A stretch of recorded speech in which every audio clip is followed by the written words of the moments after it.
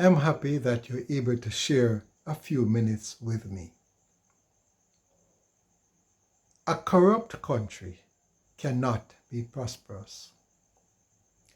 A corrupt country cannot be safe.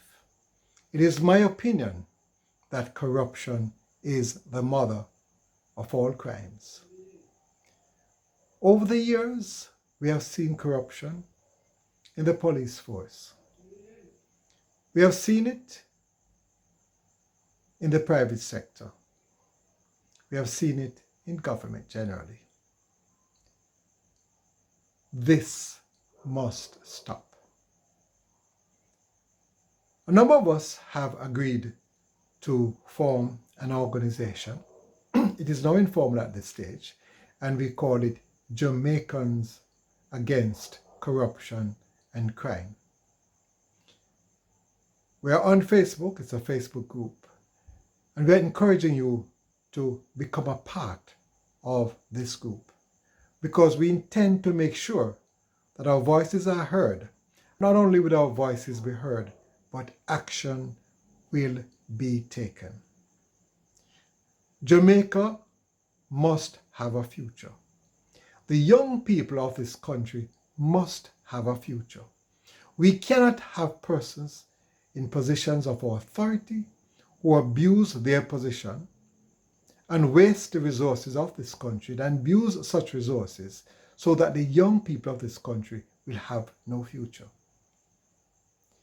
We need to have strong laws whereby if any political leader, any public servant, for example, do anything which is corrupt, we should look at that person probably getting life sentence. That person should possibly lose their assets. Corruption is a very serious matter, especially at the leadership level in any country. A system which is corrupt cannot be productive. If you have to get anything done and you have to pass a little money under the table, or if you're going to get a contract and you have to pop off a little money, you are going to have problems. Now, we are quite aware that persons are quite intelligent these days, and they have mastered how to do things that make it almost impossible to find out when they have done certain corrupt things. But the law must be so structured that even when you cross every T and dot every I, and it is clear that your intention was to corrupt the system, then action must be taken against you.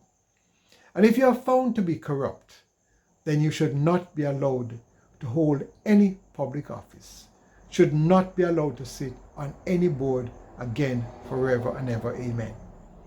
Not only that, the penalties should be so severe that anyone who even considered the thought of doing any corrupt act would just not even consider it. I'm thinking of life sentence, for example, for any public official who is caught doing anything which is corrupt. We need a leader who will lead at this time in the drive to almost eliminate corruption in this country.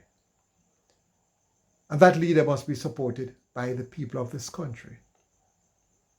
If the leader doesn't do it, then it is possible that the people will rise up and say, we have had enough. Things are difficult in this country, not because they're difficult. They are difficult because there's too much corruption. You might ask yourself, why did we lose our national airline? You might ask yourself, why we don't have anything to show for the bauxite which has been mined out of this country. You might ask yourself, why can't roads which have been fixed last for longer than just the next rainy season? You might ask yourself, why you have to drop our money to get things done. We cannot continue like this. I encourage you not to wait until it's too late. There are many of us who will say, me no business. Are you going to wait until it comes to your doorstep? Yes, because corruption is the mother of all crimes. When it comes to your doorsteps, it will be too late. Mercy gone. Now is the time for you to stand up and say, our beautiful little country, Jamaica, land we love, cannot continue like this. Be a part of a group which intends to take action, a group which intends to act. That group is called Jamaicans Against Corruption and Crime. You'll find us on Facebook. The time to act is now. The time to be a patriotic Jamaican is now. The time to make this country a country for the future of our young people is now. Be counted. Stop being a coward. Stop waiting on somebody else to act for you. We all need to act for ourselves and bring back this beautiful country, Jamaica, land we love. I thank you.